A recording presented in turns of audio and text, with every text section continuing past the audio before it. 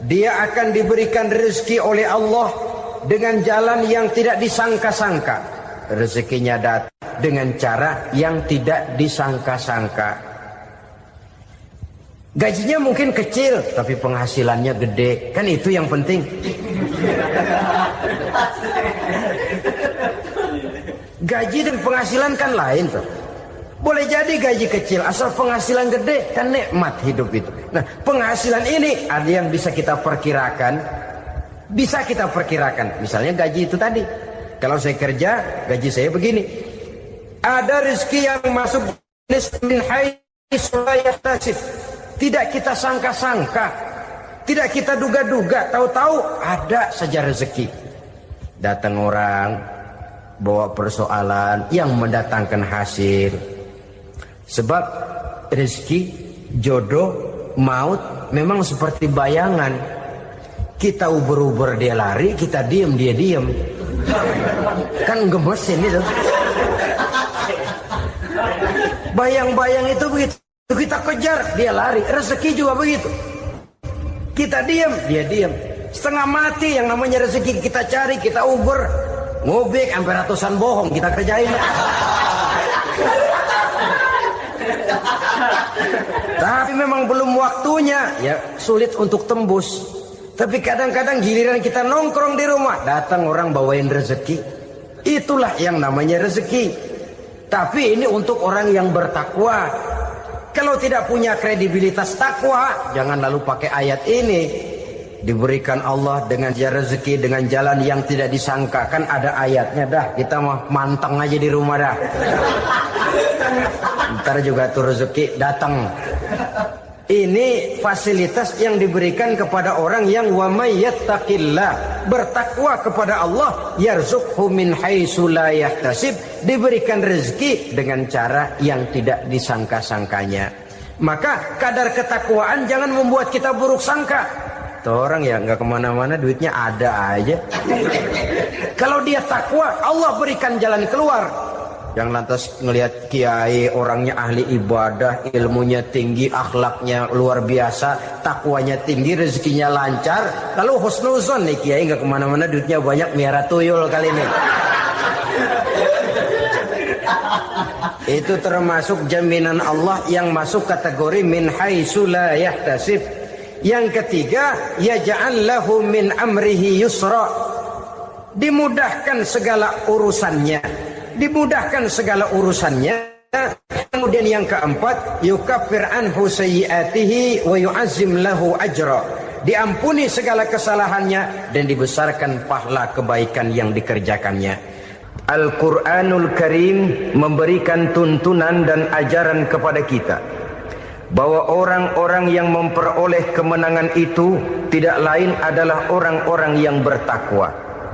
Hanyalah mereka yang bertakwa kepada Allah Subhanahu wa ta'ala pada akhirnya akan tampil sebagai pemenang. Lalu siapa orang yang bertakwa itu? Dijelaskan dalam awal-awal Al-Baqarah.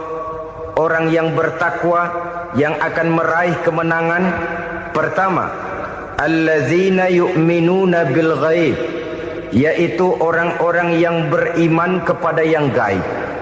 Percaya bahwa ada alam yang gaib, alam yang abstrak, alam yang tidak bisa dijangkau oleh salah satu daripada panca indera kita.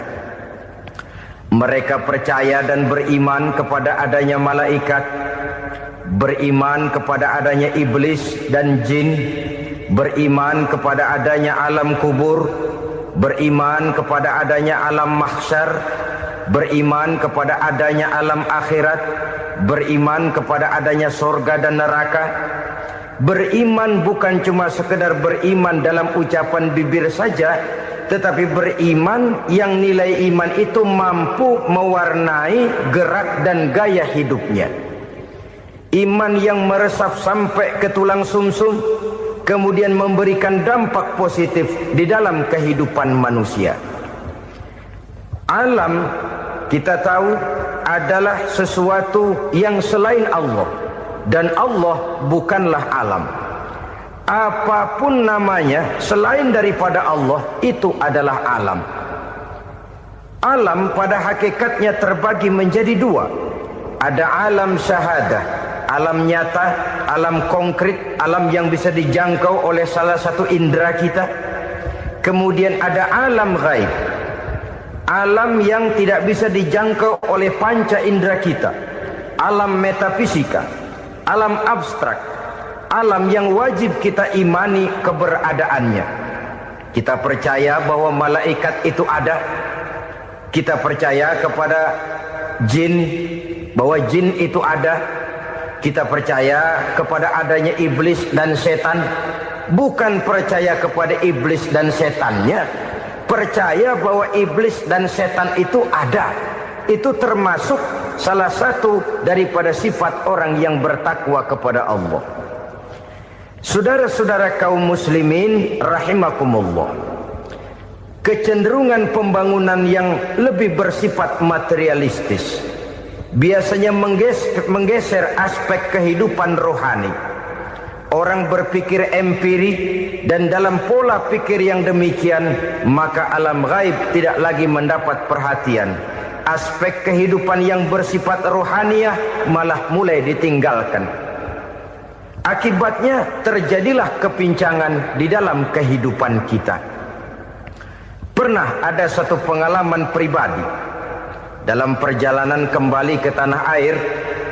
Dalam pesawat di sebelah kanan saya duduklah seorang Jerman namanya Heiner Simonsen. Iseng saya ajak kenalan, saya ajak ngobrol, saya tanya dia. Saya bilang, Mas Heiner ini, kalau pesawat yang kita tumpangi ini jatuh ke bawah, kira-kira apa yang bakal terjadi, Mas? Dia bilang, kita semua akan mati. Begitu? Iya. Oke. Apa itu mati? Tanya saya. Dia bilang, untuk tahu apa itu mati, kita harus tahu lebih dahulu apa itu hidup. Saya pikir nih bule bisa ngomong juga. Baiklah kata saya. Apa hidup menurut Anda itu? Oh, hidup itu dia bilang, kalau seluruh anggota badan kita bekerja secara normal, paru-paru memompa darah secara normal, jantung berdetak secara normal, sel-sel tubuh bekerja secara fit, dan organisme tubuh hanya mau bekerja secara normal, dia bilang, kalau kita memberi makan yang cukup, menu yang teratur, dan gizi yang lengkap. Saya bilang, kesimpulannya apa, Ner? Dia jawab, hidup adalah dari tangan ke mulut. Life is from the hand to the mouth, kata dia. Hidup adalah dari tangan ke mulut. Jadi masalah hidup tidak lebih daripada masalah isi perut. Orang pergi pagi, pulang sore, peras keringat, banting tulang, perut yang dibelain. Saya bilang, you are wrong. Sampean salah, Ner. Kamu orang Islam bukan? Bukan. Pantas. Kenapa saya salah? Dia bilang, ya jelas salah. Salahnya di mana? Kamu ini manusia. Kalau hidup cuma dari tangan ke mulut, saya bilang, kambing di kampung saya juga begitu pikirannya, Ner. Itu kambing di kampung saya, asal perutnya kenyang, sudah hidup dia. Perkara besok bagaimana, lusa prospeknya macam mana, bulan depan ada apa, kambing nggak pernah mikir. Di kampung saya kambing juga pikirannya begitu. Kamu Kristen ya? Tadinya. Loh kok tadinya, lalu apa sekarang kamu ini? Dia bilang, sekarang saya netral. Saya tidak beragama, tapi saya percaya kepada Tuhan sebagai pencipta alam. Saya ingat benar dia bilang, I haven't any religious, but I believe to God as the creator of the world. Kenapa bisa netral begitu, Ner? Habis saya bingung katanya. Islam bilang Islam baik, Kristen bilang Kristen baik, Hindu Buddha bilang Hindu Buddha baik, semua agama baik. Saya netral sekalian, nggak beragama. Yang penting saya percaya kepada Tuhan. Saya bilang, Ner, kamu ini kayak orang mau beli celana, lalu bingung yang satu bilang Levi's bagus, yang satu bilang Blue Jean hebat, yang satu bilang Wool England hebat. Celana ini hebat, celana itu bagus, celana ini hebat. Semua celana bagus, kamu bingung. Akhirnya netral, tidak pakai celana. Itu juga salah. Saya pikir-pikir, kemudian saya melihat bahwa dua pola berpikir Henner ini nampaknya sudah mulai menggejala di lingkungan masyarakat bangsa kita. Disadari atau tidak, secara jujur kita harus berkata, dua pola pemikiran Henner ini mulai berkembang di tengah masyarakat bangsa kita. Pertama, pola pikir materialisme. Hidup adalah dari tangan ke mulut. Masalah hidup tidak lebih masalah isi perut. Itu yang perlu dibela, dan disitulah arti kehidupan. Pergi pagi, pulang sore, peras keringat, banting tulang untuk mempertahankan perut. Kalau sudah kemari cara orang berpikir, maka buat apa percaya kepada yang gaib? Untuk apa sholat? Untuk apa puasa? Untuk apa zakat? Untuk apa menghadiri majelis taklim? Tanpa kepercayaan kepada yang gaib, hidup berjalan menurut alur empiris dan materialis. Kalau sudah ke sana cara orang berpikir, biasanya orang lalu cenderung menghalalkan segala cara. Hanyalah orang yang percaya bahwa akhirat ada. Hanyalah orang yang percaya bahwa alam kubur itu ada. Hanyalah orang yang percaya bahwa malaikat itu ada, hidupnya akan lebih terarah dan terkendali. Karena kepercayaan kepada yang gaib, yang merupakan fase daripada kehidupan setelah hidup yang sekarang ini, mewarnai gerak pribadi seseorang di dalam dia melakukan kegiatan hidupnya. Pola berpikir materialisme, disadari atau tidak, mulai menggejala di lingkungan masyarakat bangsa kita. Hidup tidak lebih dari urusan tangan ke mulut, mulut ke tangan, tangan ke mulut. Asal perut sudah kenyang, hiduplah sudah. Perkara bagaimana prospek hari yang akan datang, bagaimana akhirat, tidak jadi persoalan. Ini yang oleh Nabi diperingatkan, ad-dunya sijnul mu'min wa jannatul kafir. Dunia adalah penjara bagi orang beriman dan surga bagi orang kafir. Dulu di zaman Belanda hadis ini pernah disalah tafsirkan, disalah artikan, digunakan sebagai senjata untuk mengkebiri dan membuat impoten umat Islam. Sudahlah umat Islam gak usah macam-macam, kata Belanda. Dunia ini kan penjara buat orang Islam, surga buat orang kafir. Di penjara jangan bertingkah.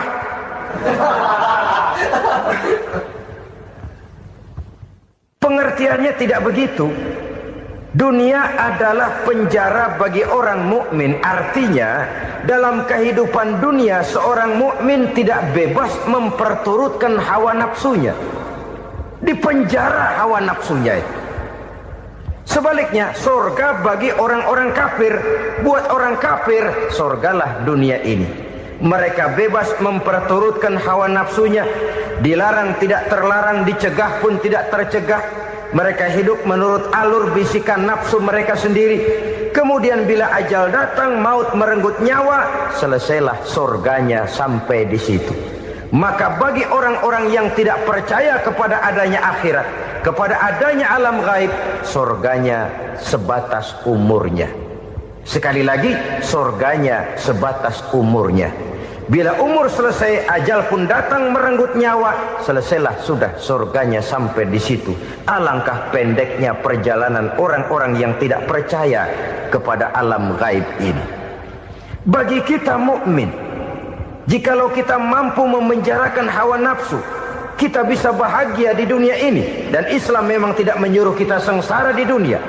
Raih dunia, kejar dunia, gapai dunia sebagai alat untuk mencapai kebahagiaan di akhirat nanti.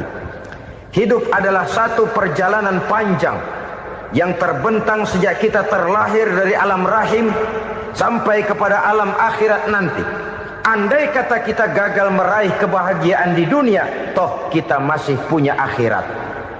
Tapi jangan jadi dalil yang melemahkan semangat. Biarin dah kita di dunia kebelangsak, yang penting akhirat. Akhir akhirnya dunia benar-benar kebelangsah. Bagaimana dunia ini bisa kita raih, dan bagaimana meraih dunia untuk menunjang kepentingan akhirat nanti. Yang kedua, dari pikiran Heiner yang saya lihat menggejala di lingkungan masyarakat bangsa kita, timbulnya manusia-manusia netral. Seolah-olah Tuhan yes, agama no. Sama Tuhan percaya, agama ogah. Tuhan ngangguk, giliran agama godeng. Padahal hampir dalam setiap ayat dalam Quran, kata-kata amanu biasanya bergandeng dengan wa amilus sholihat, iman dan amal soleh. Ini sebagai isyarat Tuhan dan agama jangan pernah dipisah-pisah. Apabila kita bertuhan, maka kita harus beragama. Apabila kita beragama, maka agama itu harus bersumberkan dari Tuhan yang kita imani itu. Tidak mungkin kita pisah, Tuhan yes, agama no. Sama Tuhan percaya tapi agama bikin sendiri. Sembayangnya cukup bengong 2 jam madep ngulon.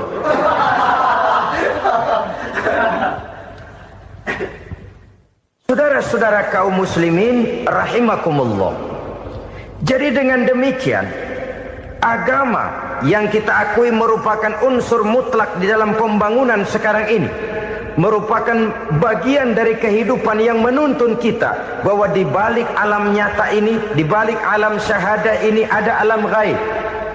Dan mudabbir, murabbi, yang mengatur, yang menguasai, yang memelihara baik dia alam nyata, baik dia alam ghaib, tidak lain adalah Allah Subhanahu wa ta'ala.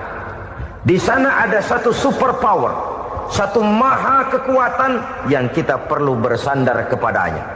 Sebagai makhluk nyata yang hidup di alam nyata, berbuatlah secara nyata sebagaimana harusnya kita berbuat. Karena Islam jelas bukan agamanya orang pemalas.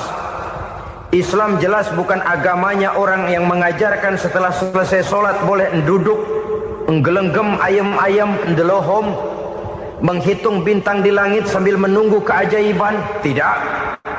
Islam adalah agama yang mengajarkan apabila sholat sudah selesai kamu kerjakan, bertebaranlah di permukaan bumi, cari karunia Tuhanmu. Jangan hidup berpangku tangan menunggu keajaiban.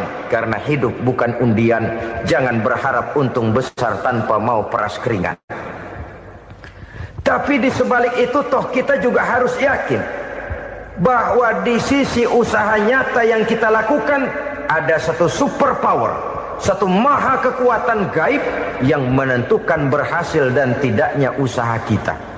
Kepercayaan kepada hal semacam inilah yang mendorong kita untuk mempunyai sandaran vertikal, agar jikalau usaha ini berhasil, kita tidak lupa diri dan lupa daratan.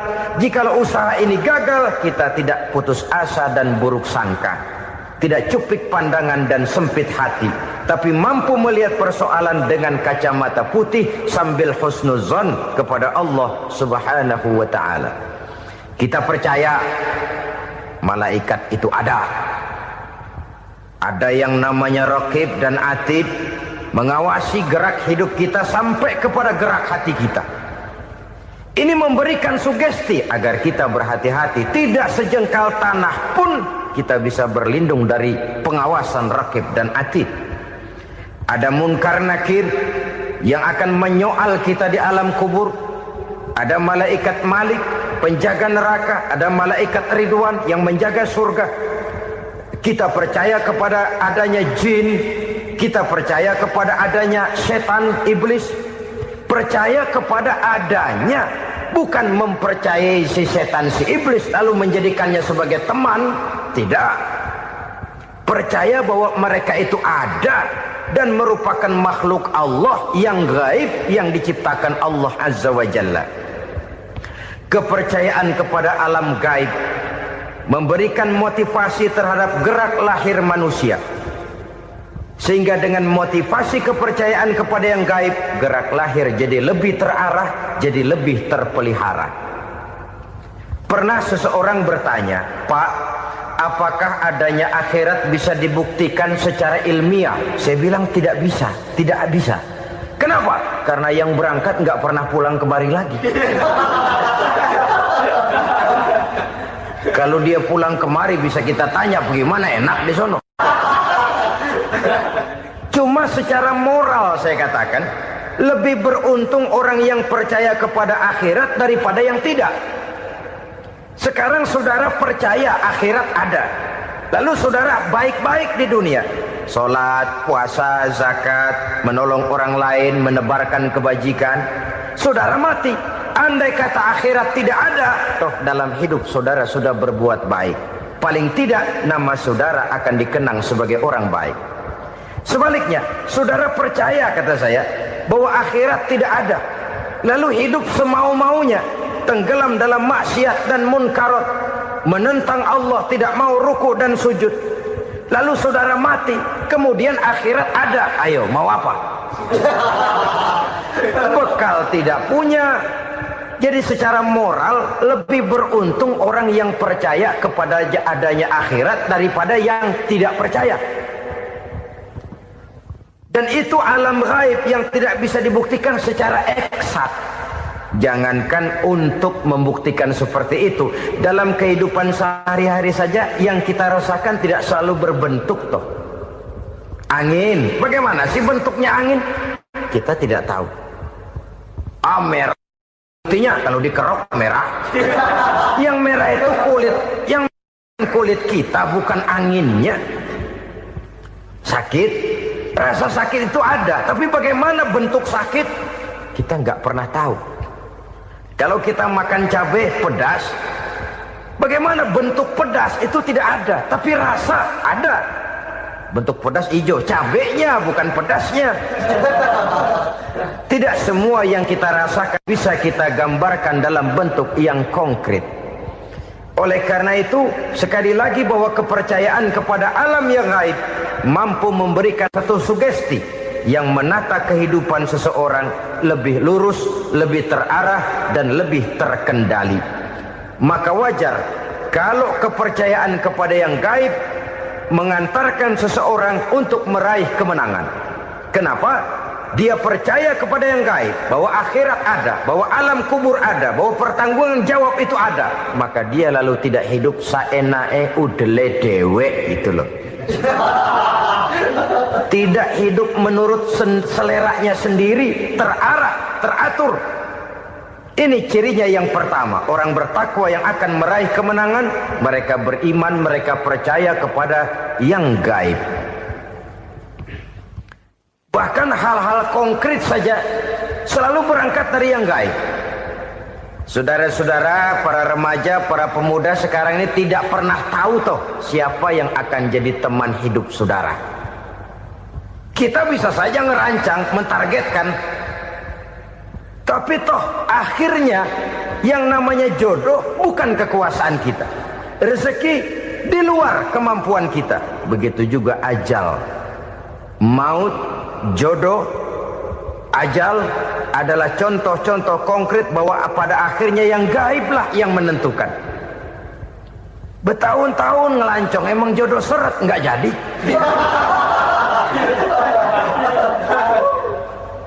Begitu kenal baru setengah malam nginep ditangkap hansip kan. Hal-hal semacam itu kadang-kadang kita berpikir suuzon, gile, perempuannya cakep banget, lakinya rebek amat. Memang begitulah jodohnya. Memang begitulah jodohnya. Saudara hadirin ma'asyiral muslimin yang saya hormati, jadi hal-hal yang konkret saja kita yakini sepenuhnya ditentukan oleh satu superpower yang gaib itu tadi. Dari sanalah segala ketentuan itu berangkat dan kesanalah segalanya akan kembali. Maka kepercayaan kepada yang gaib meluruskan gerak hidup seseorang dan itu akan mengantarkan dia kepada meraih kemenangan. Satu. Yang kedua,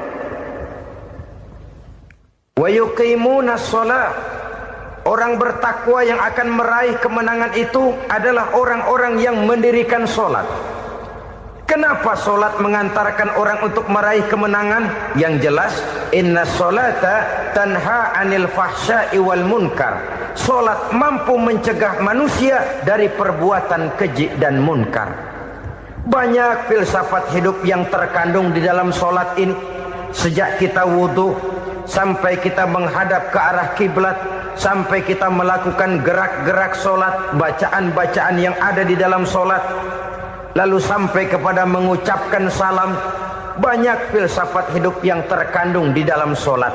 Umpamanya saja, setelah takbiratul ihram, mulai kita dengan solat dalam posisi berdiri. Diajarkan dalam kitab-kitab fikih agar kita melihat ke arah tempat sujud.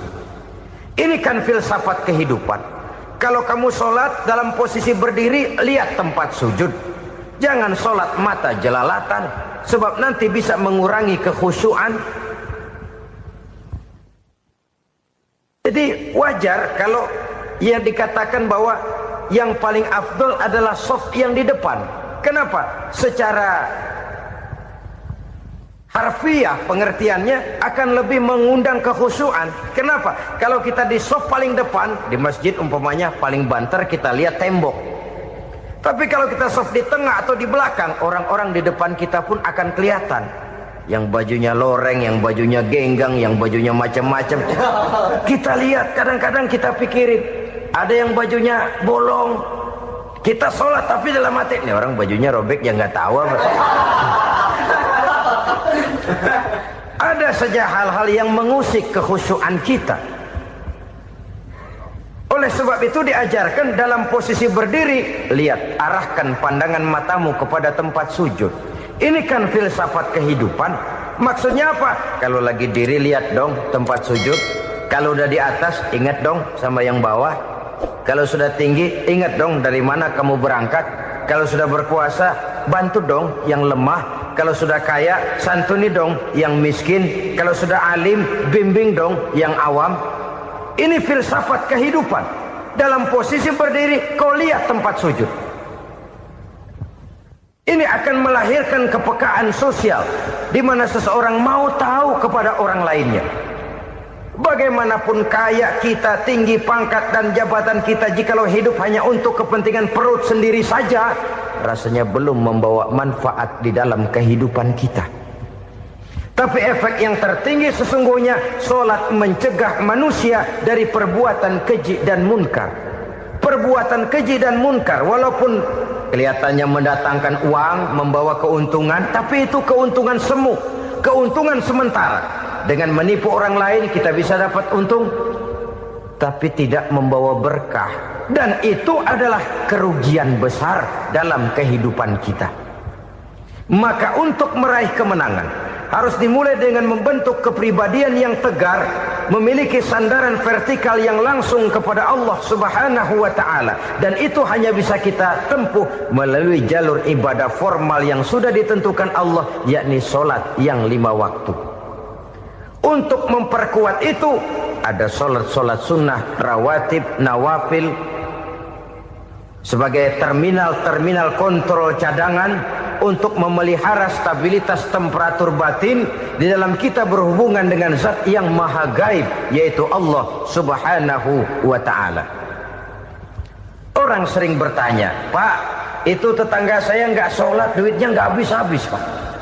Nggak sholat tapi mobilnya tambah terus. Nggak sholat tapi usahanya makin maju. Tapi di sisi lain ada orang yang rajin sholat, rezekinya butak bener. Anaknya mana kurus, mana korengan. Saudara hadirin, ma'asyiral muslimin rahimakumullah. Harus saya katakan bahwa solat memang bukan untuk cari duit. Solat adalah sandaran vertikal kita kepada Allah. Sedangkan soal rezeki itu berkaitan dengan sifat Allah Maha Pengasih dan Maha Penyayang. Allah Maha Pengasih, siapapun dikasih kalau mau usaha. Allah Maha Penyayang, tidak semua orang disayang oleh Allah Azza wa Jalla. Dan belum tentu banyak harta itu merupakan nikmat. Mungkin juga istidraj. Artinya istidraj itu dikasih tapi diambulin, kalau bahasa Betawinya itu. Dikasih tapi diambulin, itu bukan merupakan nikmat sesungguhnya, lebih merupakan azab dari Allah Subhanahu wa ta'ala.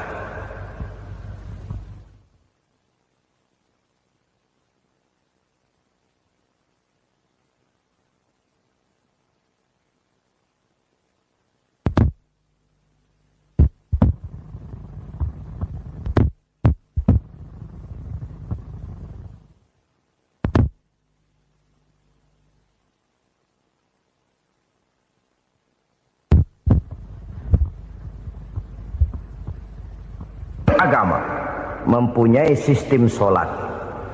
Dan kita umat Islam telah dituntun oleh Allah Subhanahu wa ta'ala yang wajibnya 5 kali dalam sehari semalam mendirikan sholat. Dan itu tentu berada dalam jangkauan kemampuan manusia. Pada awalnya barangkali kita memang merasa sholat itu satu kewajiban. Tapi semakin kita hayati makna, manfaat dan filsafat yang terkandung di dalam ajaran sholat, semakin sampai kita kepada keyakinan bahwa sholat adalah keperluan kita. Sehingga pada waktu tertentu dinilai puncaknya, kita tidak lagi akan berkata saya wajib sholat, tapi kita akan berkata saya perlu sholat. Kalau kita sudah merasakan itu adalah keperluan kita, nah di sanalah kita baru akan merasakan ruginya kalau hal itu tidak kita laksanakan. Sepanjang kita masih berkata saya wajib sholat, kita akan lebih merasakan dia sebagai beban ketimbang sebagai keperluan. Yang jelas Allah tidak memerlukan ibadah yang kita laksanakan ini. Dengan kata lain, andai kata satu dunia penuh ini orang tidak ada yang sholat satu pun, Allah tidak akan turun dari jabatan Tuhan. Jangan lalu berpikir kalau kita ngambek se-RW kagak sembahyang Tuhan tekor kali ini ya. Tentu tidak. Itu perlunya kita, bukan perlunya Allah. Dan pada induknya kita akan berkata saya perlu agama. Kalau secara induk kita sudah memerlukan agama, maka konsep-konsep yang ada di dalam ajaran agama itu pun adalah juga merupakan keperluan kita. Baik dia bernama sholat, baik dia bernama puasa, baik dia bernama zakat, baik dia bernama haji, seluruhnya adalah keperluan kita. Dan sesuatu yang kita perlukan apabila tidak kita laksanakan akan melahirkan kerugian di dalam kehidupan. Jangan heran kalau kita membaca riwayat perjalanan hidup para salafus soleh, orang-orang soleh. Ada yang tahajud sampai 100 rakaat, ada yang sholat malam kakinya sampai bengkak. Kita sekalinya bengkak biri-biri. Ada yang sholat membaca surah dalam Al-Quran sampai khotam Quran. Kok mau? Mereka sudah merasakan itu keperluan. Itu saja soalnya. Suatu saat pun jikalau kita merasa bahwa itu keperluan saya, kita pun akan melaksanakan seperti itu. Keperluan saya dalam kehidupan. Inilah yang kedua. Yang ketiga, orang bertakwa yang akan meraih kemenangan itu, wa mimma razaqnahum yunfikun. Mereka membelanjakan sebagian daripada rezeki yang diberikan Allah kepada mereka. Mereka infakkan di jalan Allah. Ada satu dialog menarik. Satu hari seorang anak muda bertemu dengan seorang kakek-kakek yang sudah dikenalnya baik. Bertanyalah anak muda ini, "Kek, umur kakek berapa tahun?" 15 tahun, kata si kakek. Anak kakek berapa orang? 1. Harta kakek berapa banyak? 15 juta. Si anak muda ini bengong. Lalu protes, "Kok kakek bohongin saya?" "Kenapa?" "Saya tahu umur kakek 70 tahun. Kenapa ngaku 15? Saya tahu anak kakek 5. Kenapa bilang 1? Saya tahu kakek miliuner, miliaran uang kakek. Kenapa ngaku cuma 15 juta? Begini, kata si kakek tadi. Benar, umur saya 70 tahun. Tapi dari umur yang 70 tahun itu baru 15 tahun terakhir ini saya merasakan ibadah kepada Allah. Meninggalkan maksiat, jauh dari segala macam munkarat. Maka yang 15 tahun inilah yang benar-benar saya rasakan sebagai umur saya. Benar anak saya 5, tapi yang 4 susah diatur. Cuman 1 rasanya nih yang bakal jadi si buah hati, belahan jantung, pelanjut cerita penerus sejarah. Cuma 1 ini yang saya harapkan yang akan jadi anak soleh, yang akan membuat saya menerima pensiunan pahala. Kalau yang 4 apek dah, nggak ada harapan. Yang satu nyekek botol melulu. Oh begitu, iya.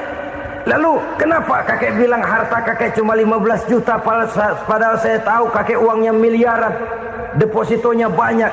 Ya karena 15 juta itulah yang saya ingat yang pernah saya belanjakan di jalan Allah.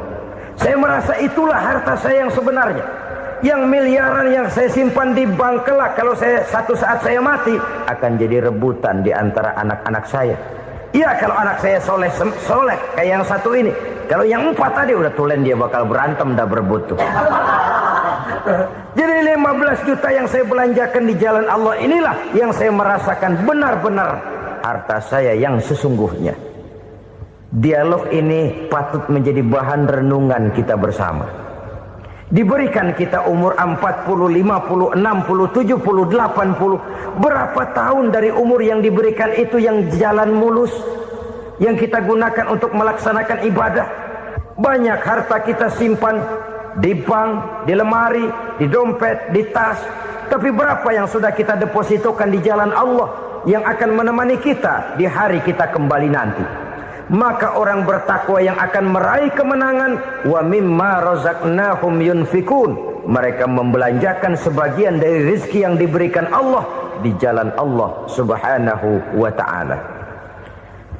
Ma'asyiral muslimin rahimakumullah.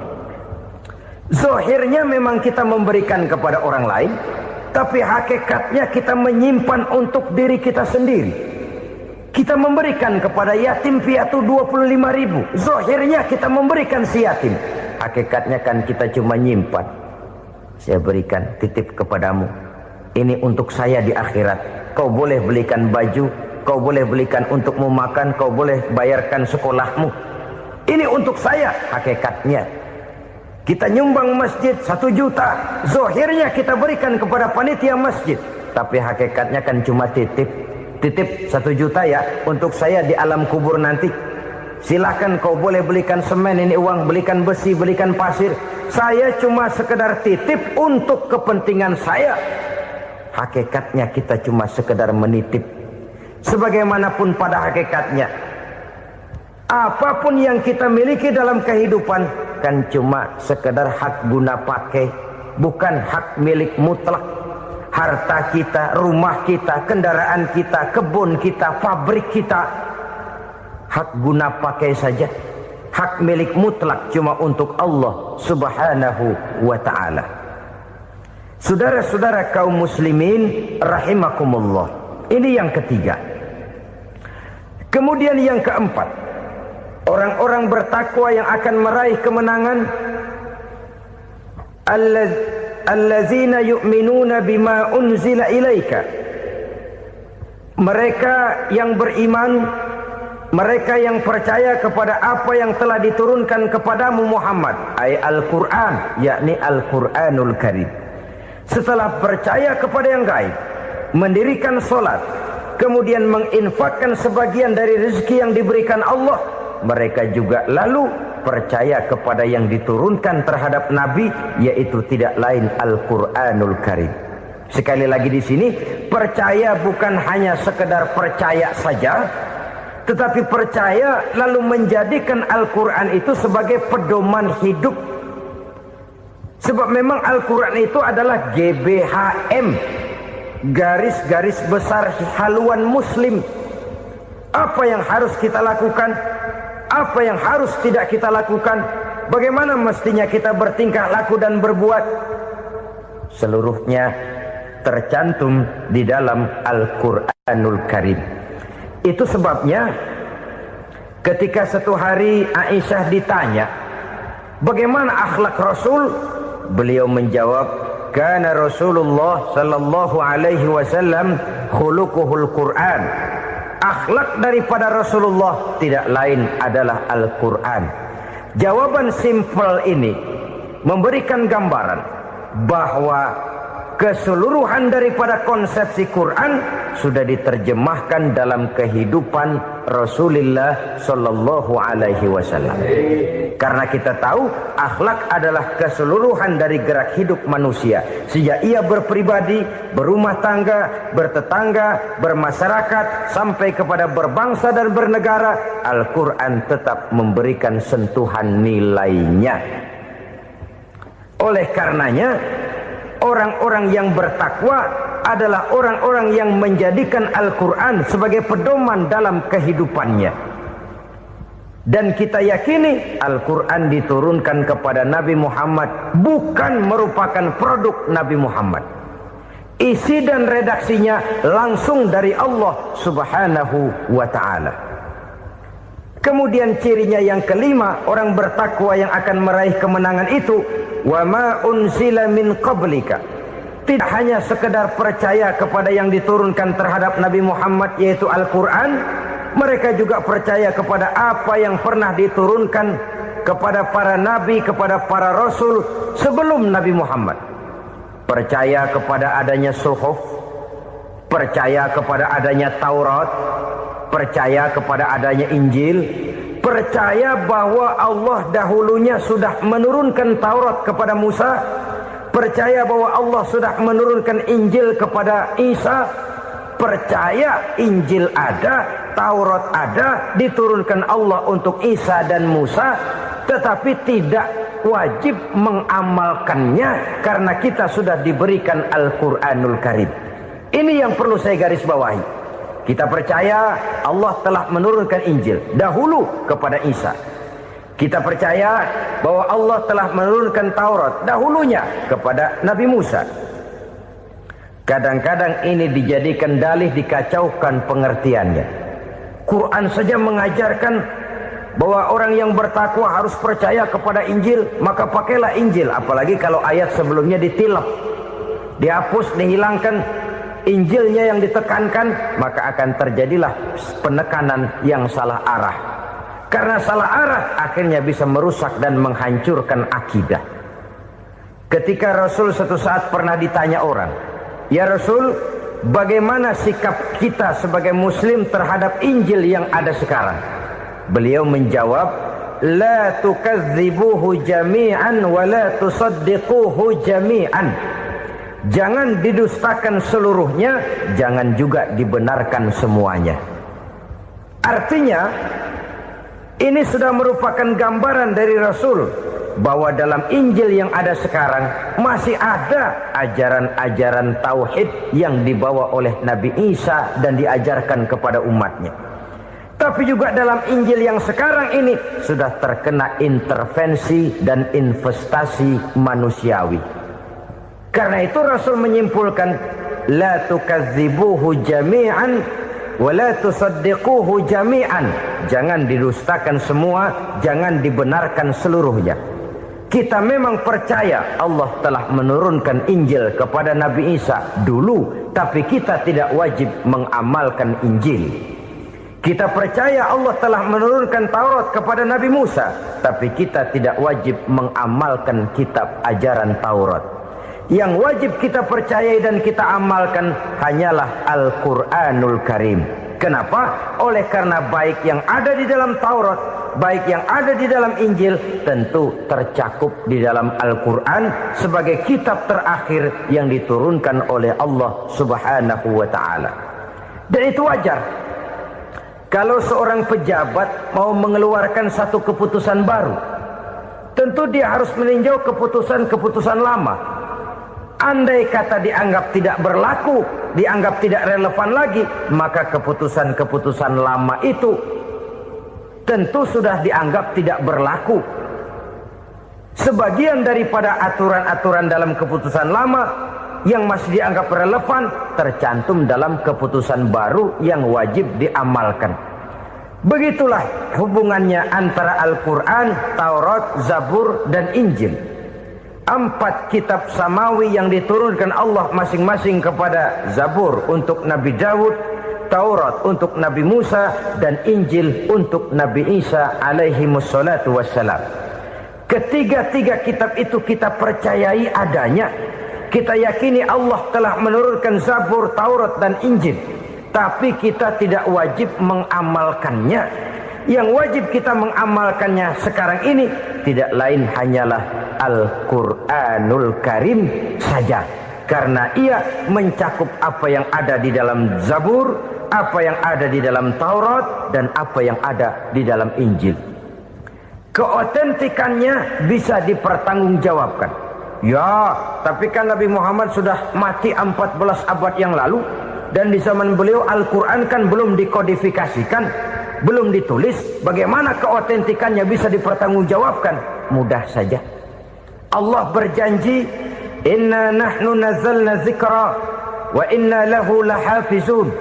Kami yang menurunkan Al-Quran dan kami yang akan menjaga dan memeliharanya. Allah turunkan Quran, Allah menjaganya.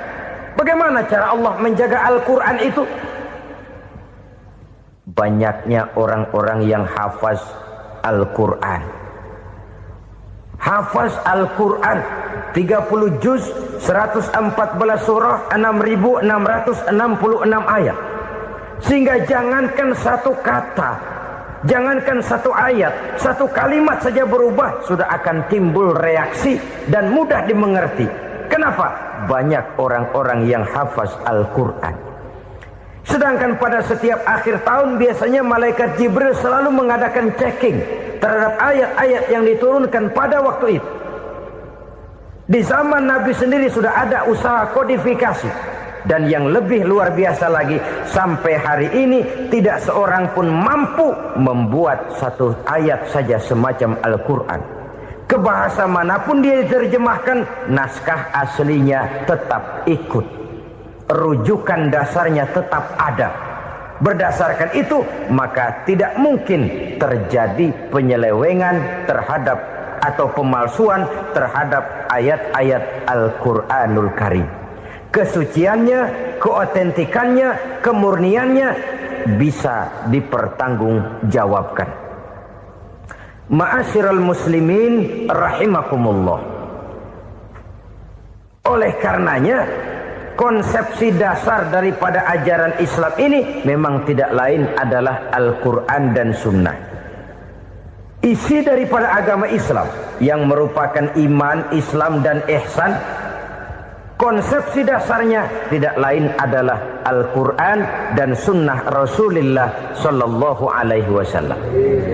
Maka yang kita perlukan sekarang ini adalah terjemahan Al-Quran di dalam kehidupan kita. Dengan demikian, maka gaya kehidupan yang lebih Qurani itulah yang kita dambakan. Kita perlu memang terjemahan Quran dalam bahasa Inggris, dalam bahasa Belanda, dalam bahasa Jepang, tapi yang lebih kita perlukan adalah terjemahan Quran di dalam kehidupan kita. Konsekuen, tidak memanipulasi, ringan sama kita jinjing, berat sama kita pikul. Jangan kalau lempengan ayat Quran tuh kira-kira enak diamalin, keras teriakan kita. Giliran kira-kira ayat Quran itu mukul kepala kita sendiri, diam kita. Itu ciri yang pernah disindir Allah dalam awal-awal Baqarah juga. Ciri beragamanya orang yang munafik. Kullama adha'a lahum masyawfi, kata Allah. Wa iza azlama alaihim qamu. Apabila terang mereka jalan, apabila gelap mereka berhenti. Artinya, kalau kira-kira di Islam nguntungin, rame-rame pada teriak Islam. Tapi ketika diminta untuk berjuang, ketika dituntut untuk berkorban, rame-rame mengundurkan diri. Nasib agama tidak ubahnya seperti daun pisang yang dikait orang di tepi jalan lantaran tak berpayung di ketika hari hujan. Manakala hujan usailah sudah, daun itu pun dicampakkan di tepi jalan, diinjak pula orang nan lalu. Artinya, orang menjadikan agama cuma sebagai lipstick, decoration only, tidak konsekuen. Hanya pada saat-saat kelihatannya Islam membawa keuntungan, rame-rame orang teriak-teriak tentang Islam. Tapi jikalau diminta berjuang, jikalau dituntut untuk berkorban, biasanya rame-rame juga mengundurkan diri. Jangan heran kalau mayoritas hitungan kita, tapi minoritas peranan kita. Kuantitas kita dalam jumlah, tapi dalam kualitas kita lebih sering jadi penonton daripada jadi pemain. Padahal itu sangat tidak boleh terjadi. Umat Islam di Indonesia harus bangkit. Umat Islam di Indonesia harus sadar akan keberadaannya. Tidak boleh hanya jadi penonton berpangku tangan, karena memang agama kita juga mengajarkan untuk konsekuen di dalam menjabarkan ajaran-ajaran daripada agama kita. Kita sering jatuh menjadi umat yang lemah oleh karena kita ini tidak pandai menggalang kebersamaan yang diakibatkan tidak konsekuennya kita. Diistilahkan bahwa umat Islam di dalam menggalang kebersamaannya itu harus seperti orang main sepak bola. Saudara-saudara kan tahu orang main sepak bola itu. Orang main sepak bola, kalau pertandingan belum dimulai sih silakan saja kumpul di luar lapangan, atur strategi yang baik. Tapi kalau pertandingan sudah dimulai, turun ke lapangan hijau, jangan kumpul terus. Ada sepak bola gotong royong, mundur-mundur rame-rame, depan ke depan kumpul melulu mainnya. Kalah. Orang main sepak bola itu ya harus ada penyerang tengah, harus ada penjaga gawang, harus ada strikernya, harus ada kiri luarnya, kanan dalamnya yang jadi backnya. Posisi boleh bermacam-macam, tapi yang penting saling ngoper untuk menggolkan gawang lawan. Begitulah umat Islam ini. Boleh ada yang jadi pejabat, boleh ada yang jadi pengusaha, boleh ada yang jadi petani, silakan ada yang jadi seniman, ada yang jadi penyair, ada yang jadi artis sekalipun. Tapi kalau sudah berhasil menguasai bola, jangan lupa operannya. Operan itu yang langka. Kita ini muslim kadang-kadang